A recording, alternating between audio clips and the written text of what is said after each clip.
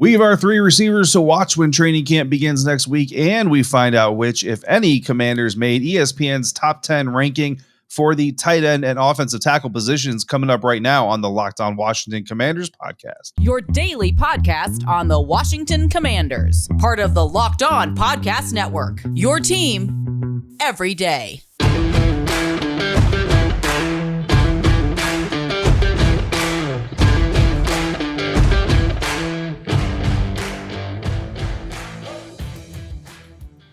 Welcome in, Commanders fans, to the Locked On Commanders podcast, part of the Locked On Podcast Network, your team every day. We are your daily podcast covering the Washington Commanders, and we are free and available on all platforms, including the WUSA 9 Plus app.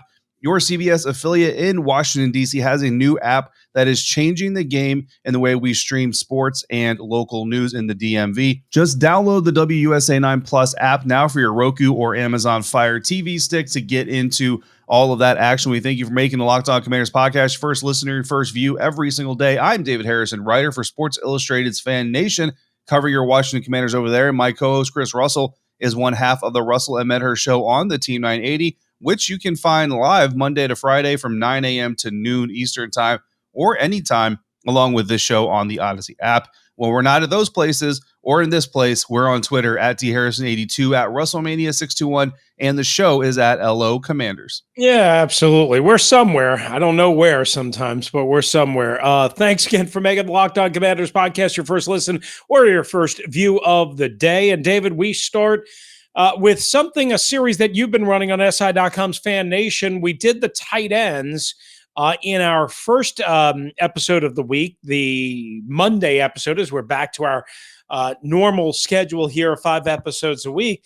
But today we're going to concentrate and take a look at the wide receivers and basically 3 receivers that we'll be keeping a closer eye on, perhaps. Try and watch as much as you possibly can. You can't see everything, but 3 receivers that we keep a closer eye on as training camp 2022 comes around. And of course, Washington bolstering the position by not only re-signing Terry McLaurin to the contract extension, but also drafting Jahan Dotson in the middle part of the first round. And we'll start with your 3 that, again, you wrote up at SI.com's Fan Nation, but we'll summarize here.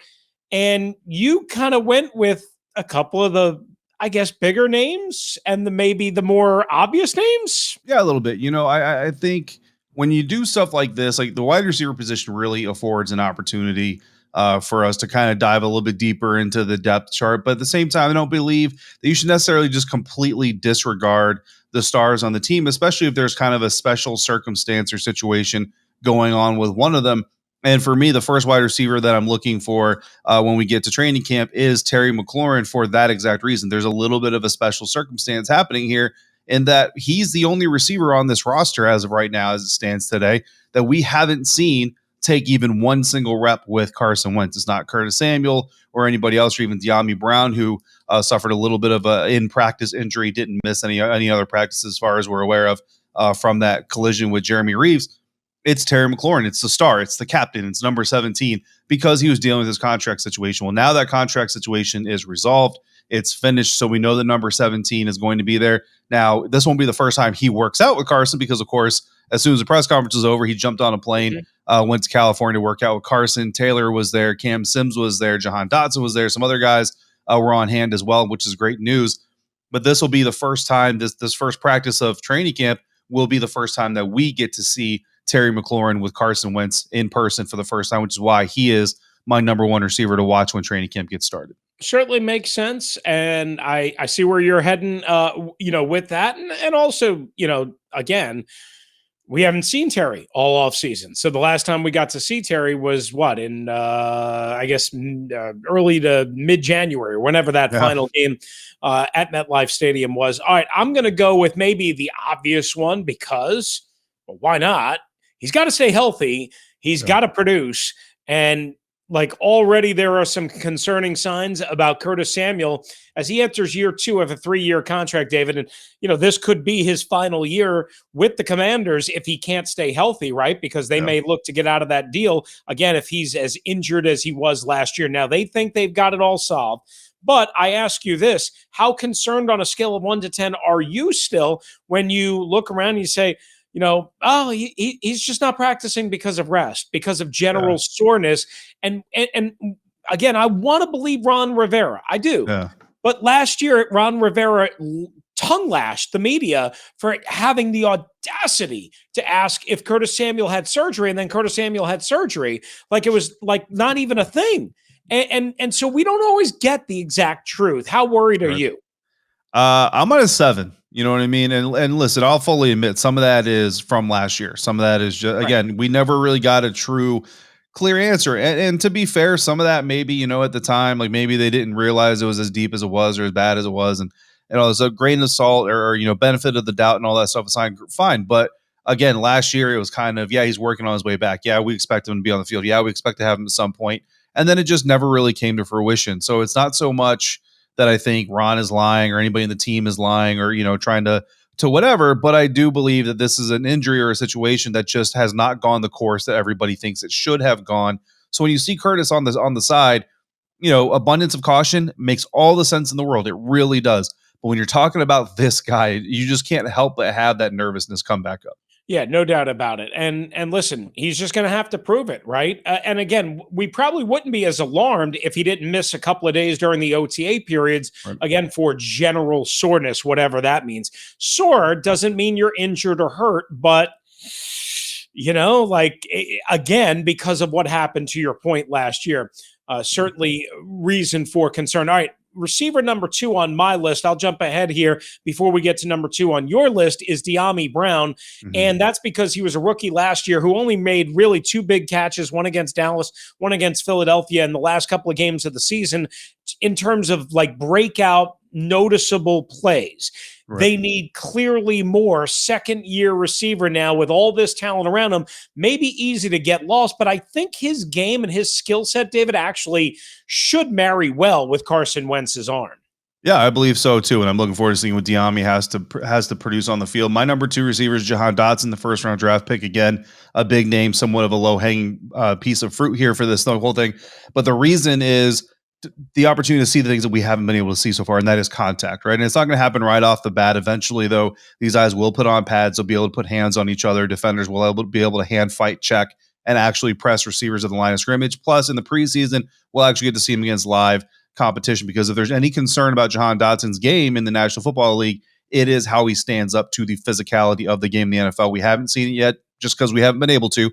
Not a knock whatsoever, but it's going to be important to see it when it comes time to see it. And then, Chris, my final guy, Mark Michel. We talked about him on the show before, brother of Sony Michel, the running back. Again, going back to OTAs in the mini camp, he's made a lot of splash plays, showed some very good hands, some concentration catches that are not a low degree of difficulty, some very difficult catches. And then, ironically, a lot of deep balls to Michel coming from one Taylor Heineke. So maybe if Mark Michel was on the field last year, Taylor Heineke might have looked better on his deep ball. But looking forward to seeing if he can continue that trend into training camp and kind of become a guy in the conversation for the back end of the roster. Yeah, no doubt. And one of the guys he'll be battling for that is Dax Milne, who, has made some headlines here over the last week. I don't know if those are kind of the headlines you always want to necessarily be associated with, but he's not doing anything wrong that we can think of. Maybe he's not exchanging Christmas cards with Zach Wilson anymore. Who knows? We'll see. But good for Dax. But he's got to make this roster. And David, one way he can make the roster is as a punt returner, because remember last year when Dax was expected to kind of be in that mix, and I guess he was, DeAndre Carter returned every punt, returned every kickoff, and was a wide receiver who caught, I think, 24, 25 passes.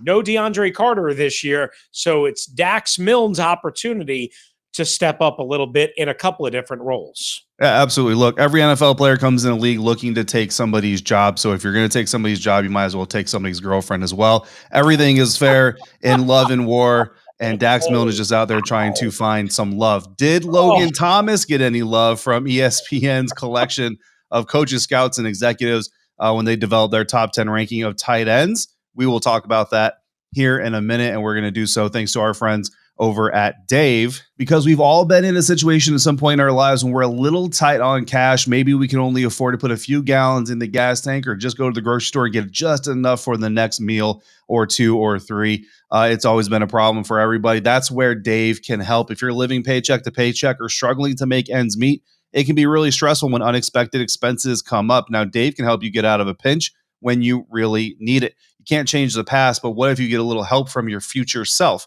Maybe you'd ask to borrow a little bit of cash. Well, now you can with Dave. Dave is the banking app that can help you get up to $500 instantly with extra cash. That's more money to fill your tank, buy a wedding gift, buy some groceries, or catch up on some bills, whatever you need. You can finally tackle those expenses that have been stressing you out without any hangups.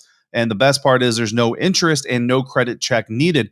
Millions of people have already downloaded the Dave app to get the financial relief they need with extra cash. So if you're in a pinch and need some extra help, download Dave and think of it as a helping hand from future you. Download the Dave app from the App Store right now. That's DAVE. Sign up for an extra cash account and get up to $500 instantly. For terms and conditions, go to dave.com/legal. Instant transfer fees apply. Banking provided by Evolve, member FDIC. Future you will thank you. All right, thanks again for making the Locked On Commanders podcast your first listen and your first view. If you could see me waving at you, that means you're watching on YouTube each and every day. Either way you consume the Locked On Commanders podcast, we appreciate you. I have a question. Which NFL stars move the betting line the most? Well, Locked On gives you the 50 most valuable players in the National Football League from the odds makers at Bet Online. It's available right now on Locked On NFL, wherever you get your podcasts, and of course, again, on YouTube. All right, David, let's hit it up. Let's, on the first edition of this week, we took a look at the running backs and the wide receivers in the comprehensive Jeremy Fowler, ESPN.com, top 10 ranking of all the executives, coaches, scouts, players, all that stuff that, again, we've covered the quarterback, wide receiver, and running backs so far. So now we tackle the tight ends. And did Logan Thomas get any love? Well, unfortunately for Commanders fans, maybe you care, maybe you don't care. Maybe it's motivation. Maybe it's a dangling carrot. Logan Thomas did not make the list. He did not receive honorable mention and also was not listed in the quote-unquote receiving votes category, which basically puts him outside of the top 15 when it comes to this ranking, whether it's right or wrong. So, David, my question to you, fair or unfair that Logan Thomas was basically excluded completely from this list? I don't know that he should have been excluded completely from the list. I think that he showed enough, and there's been enough time kind of between his injury and the usual time frame that a player comes back to expect that he'll be on the field. And again, if he can stay healthy, that he'll be able to produce at a similar type of pace. Again, and listen, and if you didn't listen to yesterday's episode where we covered the running backs in this thing, I'm just going to kind of quickly reference it. But if Saquon Barkley can be an honorable mention after missing 15 games, or only playing 15 games rather, in the last two seasons, I don't see how Logan Thomas gets left off. The honorable mention also getting votes kind of category. Now the top 10, I don't know that I expect him. I mean, look, when you look at this list, number one is George Kittle of the San Francisco 49ers. Number two is Travis Kelce. Darren Waller of the Raiders is third. Fourth place, Mark Andrews of the Baltimore Ravens. Kyle Pitts is fifth for the Atlanta Falcons. Maybe a little bit premature, honestly, but a good young talent. Dallas Goedert of the Eagles is sixth. TJ Hawkinson, seventh of the Lions. Dalton Schultz, who may or may not be with the Dallas Cowboys very much longer, is eighth.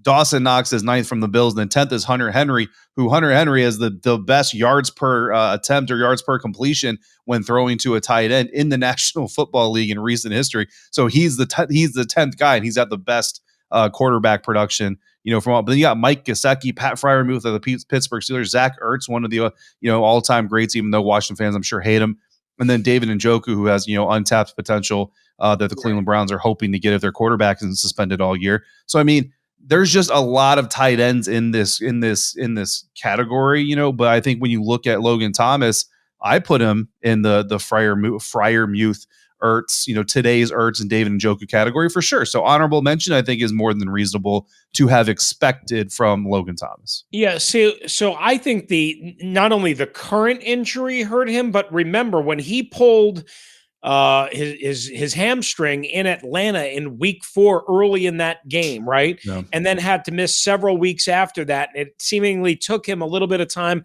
even when he came back, to come back from that, right? And to be Logan Thomas and what we know he can be. I think that really, really, really hurt his reputation, his image, because when you think about it, as a tight end, he only had 2020 to kind of build on, because even though he was a tight end for the Lions in 2019 before eventually they let him go because they, again, had invested in Hawkinson in the top 10 out of Iowa, the bottom line is there wasn't a huge track record, again, for Logan Thomas before all these injuries. So I think the double injury, David, probably hurt him more than just the current injury, if that makes sense. I mean, I guess it all hurts, but the first one cost him a couple of weeks. I can't remember how many games. It was at least 2, I want to say, maybe 3. But the bottom line is it's hard for me to kill like NFL coaches, scouts, and executives if there's just not enough data on them, right?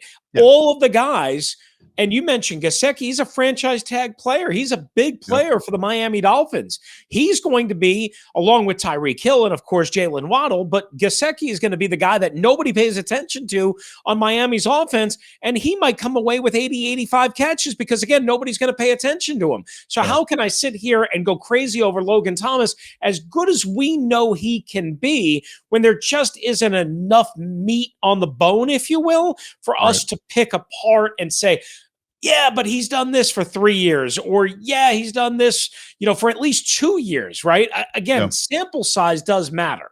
No, absolutely. I mean, I think if the question is he top 15? I think I can say absolutely he's top 15. But if the question is he top 10? That's where the waters, they just get a little bit murky. And Mike Gesicki, well, I mean, look, if he's healthy, would you take him over Njoku? I would. Over Njoku, yes, I would absolutely take him over Njoku. But, the higher you go up on that list, Zach Ertz, outside of long-term, viability, obviously that question. I mean, Freiermuth, honestly, I would take him over Logan Thomas, but partially because Freiermuth is in the beginning of his career. Like, he looks really impressive, and he's also very, very young.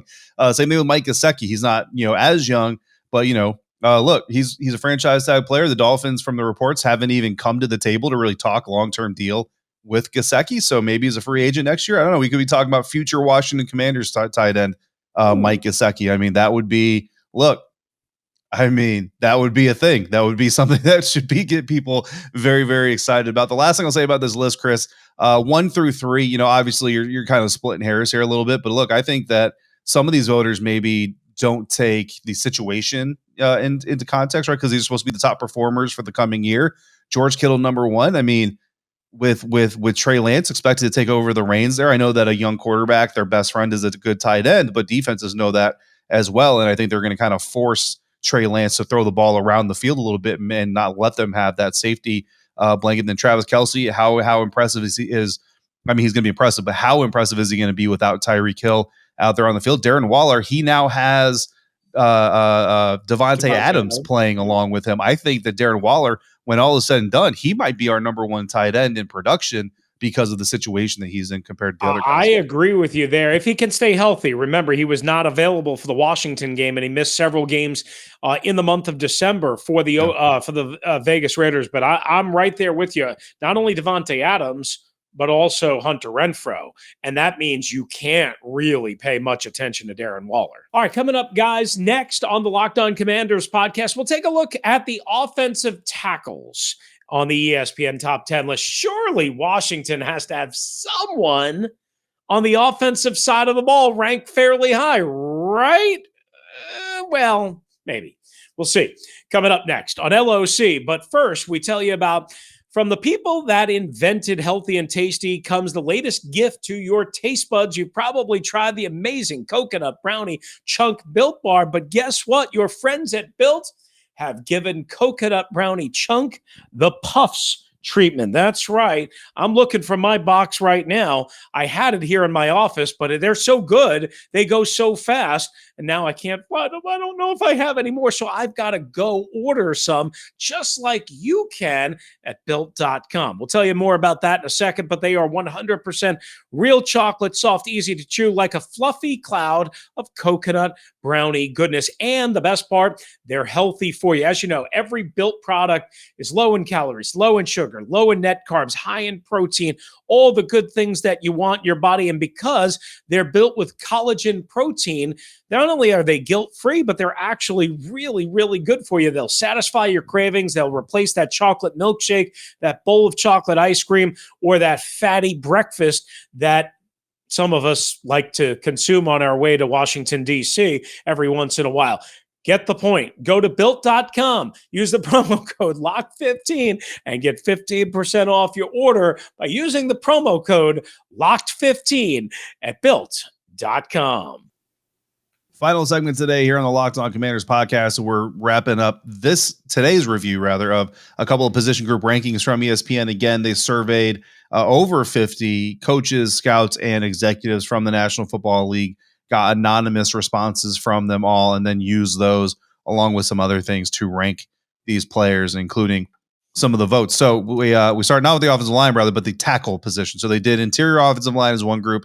They did tackles as another group. So as we run down this list, Chris, number one is this one's going to hurt. It always hurts, I think. Former Washington offensive tackle Trent Williams, now of the San Francisco 49ers, your number one guy. Tristan Wirfs of the Buccaneers is number two. David Bakhtiari is number three from the Green Bay Packers. Rashawn Slater is fourth from the Los Angeles Chargers. Tyron Smith of the hated Dallas Cowboys is fifth. I'm not going to go through the entire top 10 here. When we scroll down through honorable mentions, we don't see any Commanders yet. We scroll into the also receiving votes, and we still don't have any Commanders. Yeah, and that, and that's a problem. And listen, I mean, look, you start with Trent Williams, of course, again, the best left tackle in the NFL. It's weird. It seems like Trent's only gotten better since going to San Francisco. It's amazing how that happens. But Trent Williams, totally dominant. You and I were talking before the show, like the Madden ratings came out, and he got like a 99, which I guess is really good. I don't really play Madden, but I know this. It seems like Trent Williams, despite that health issue that really ended his career here in Washington and propelled the trade to San Francisco, again, has only gotten better. Maybe some of that is coaching. Maybe some of that is structure, system, what have you. I don't know. Your guy, Tristan Wirfs, at number two. Again, it helps when you have Tom Brady as your quarterback because he has a keen awareness of getting rid of the football. The bottom line is Washington didn't have either Sam Cosmi, who just finished up his rookie year, or Charles Leno in any mention on this list. And David, I would ask you this. I can't make an argument for Cosmi. He didn't play enough last year, missed too many games. Maybe next year he might be on this list, maybe, if he can stay on the field and if he can improve his pass blocking a little bit, because we already know he's a good run blocker. But can you make an argument for Leno to at least get some consideration based solely, and in my opinion, really based on durability? I mean, you look at the injury level at this position, at say left tackle, guys don't stay healthy. Knock on wood as we record this.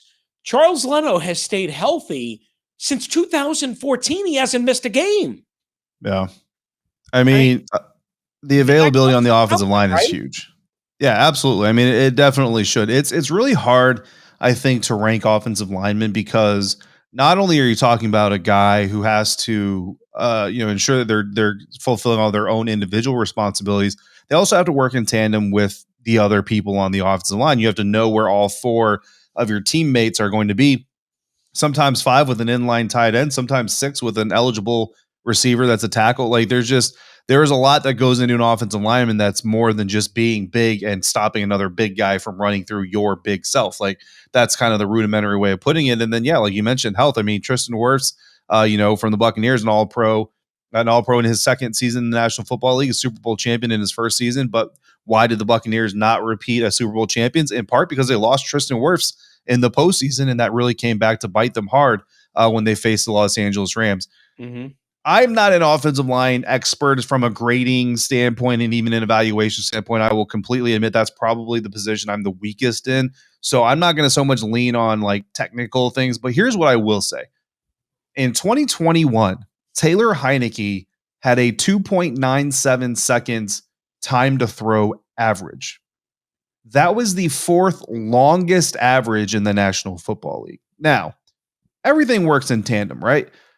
But I don't think if you have a terrible offensive line, if you have a no players receiving votes offensive line, that your quarterback will have the ability to stand in the pocket the fourth longest of any starting quarterback in the National Football League. Like, you know what I mean? Like just the fact that he could stand there for that long. And I don't know, Taylor ran around sometimes. Right. I just think offensive lines, sometimes they get a lot of judgment based off quarterback play, right? And to a certain extent, that's kind of fair. But I mean, when you have 2.97 seconds on average, which means sometimes, like think about the quick screens and the quick throws and the touch passes that this team threw, those other longer developing passes. And I mean, look, let's be honest. There were a lot of moments during last season where we sat here and you literally say, throw the ball, like get rid of the ball or get out of there. Because if you scramble and cross the line of scrimmage, that time the throw clock stops, right?